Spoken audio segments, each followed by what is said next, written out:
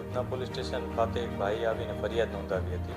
આ ફરિયાદ મુજબ તેમણે જણાવ્યું હતું કે એમના પડોશમાં રહેતા એક વ્યક્તિ કે જે એમના માસીની દીકરીના હસબન્ડ પણ થાય છે, એણે એમની નાની દીકરી પોતાની નાની દીકરી સાથે છેડતી કરી હતી અને એના મોબાઈલ નંબર પણ મેળવ્યો હતો. મોબાઈલ નંબર મેળવી અને એને પોતાની સાથે રિલેશન રાખવા માટે દબાણ પણ કર્યું હતું. એની સાથે સાથે આ વસ્તુ કોઈને કહેશે તો ધમકી પણ આપી હતી કે જાનથી મારી નાખવાની ધમકી એક પ્રકારની નાની દીકરીને ડરાવી હતી.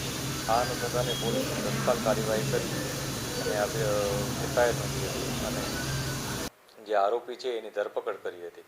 ધરપકડ બાદ પૂરતા એવિડન્સીસ મેળવવામાં આવ્યા છે અને જે પણ બીજી ડિટેલ છે અમે અત્યારે મેળવી રહ્યા છીએ.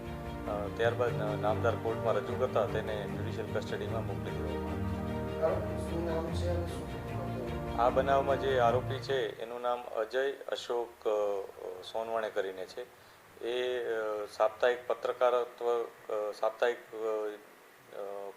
જે સાપ્તાહિક હોય છે ન્યૂઝપેપર, એમાં એ પત્રકાર તરીકે છે અને પોતાની કોઈ યુટ્યુબ ચેનલ પણ ચલાવે છે.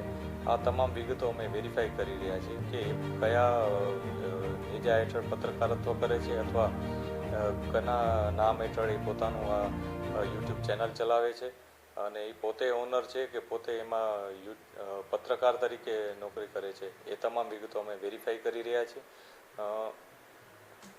જ્યારે આ બનાવ બન્યો ત્યારે એણે પોતાના ઘરે જ્યારે દીકરી આવી હતી ત્યારે પોતે કામ પર જતો રહ્યો હતો, પરંતુ તેને પાસેથી માહિતી મળી હશે એવું અમને અત્યારે જે ઇન્ફોર્મેશન છે એ મુજબ છે કે એને માહિતી મળી હશે, જેથી ફરીથી આ દીકરી ઘરમાં આવી છે એ જાણી અને પોતે કામ પરથી પાછો આવી ગયો હતો અને ઘરમાં કોઈ ન હતું ત્યારે એણે આ દીકરી ઉપર આ હડપલા કર્યા હતા અને એનો મોબાઈલ નંબર પણ મેળવી લીધો હતો.